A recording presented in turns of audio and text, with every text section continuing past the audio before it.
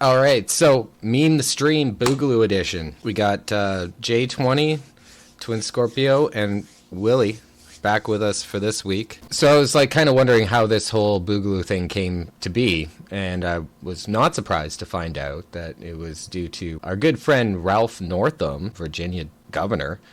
Yeah, that guy. I thought he was gone. I thought for sure after his blackface stuff. Oh boy.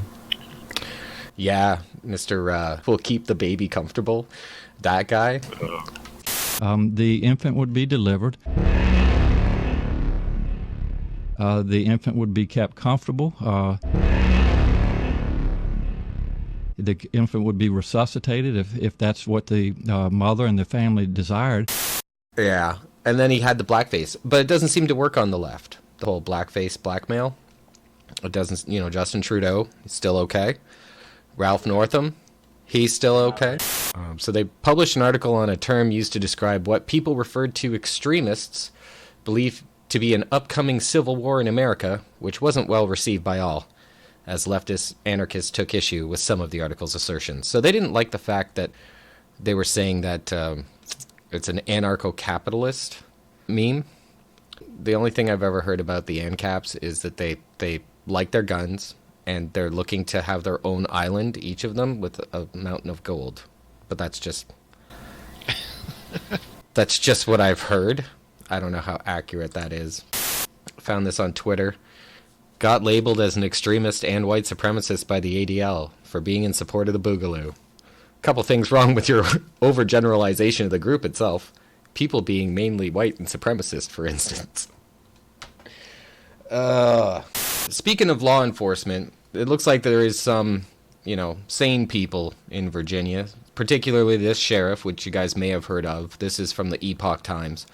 Virginia sheriff on proposed gun laws deputizing citizens in Second Amendment sanctuaries. So he says he plans to properly screen and deputize thousands of law-abiding citizens to protect their constitutional right to own firearms. Mm-hmm. This is from back in December. I think it's a great idea. I mean, he might have eaten a couple of too many Virginia hams, but he seems like a good guy. Oh, I like this.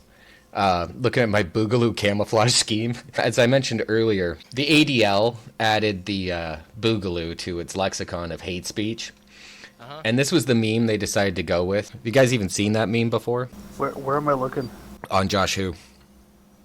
JoshWhoTV. Nobody won that was Republican in Virginia in 2019. As I understand it, it was all demographic shift. There was some redistricting, that came into effect. Gerrymandering, you mean? Yeah, gerrymandering. And so that went through under Northam. Districting added thousands of Democrats to the district, and Jenkins won by more than 3,000 votes. He said he has previous work experience in logistics, configuration management, and real estate. And I never thought about it as being political. Just being nosy, trying to figure out what everybody's doing, how the different pieces of the puzzle come together, and how you improve your service. I think it had something to do with the redistricting. The reason why I started down this whole rabbit hole is a United Nations job posting for disarmament, demobilization, and reintegration officer, duty station, New York, and this seems to have been posted around the same time, 26th of December, that all of this increased gun legislation language started ratcheting up. Within delegated authority, the disarmament, demobilization, and reintegration officer will be responsible for the following duties: acting as a focal point for disarmament, demobilization, and reintegration. That seems pretty straightforward. Participates in DPO. You can look that one up, Chris, because that sounds like double penetration to me. And integrated... DP, that's BP. Wow.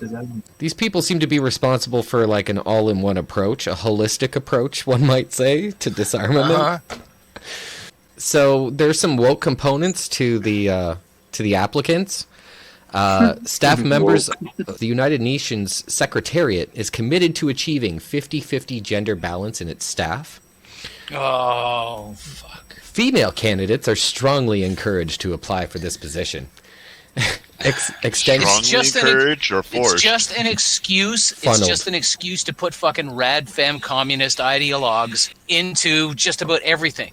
That was my question was, who the fuck reads this job description and is like, I want to apply for that? Rad femmes. And then...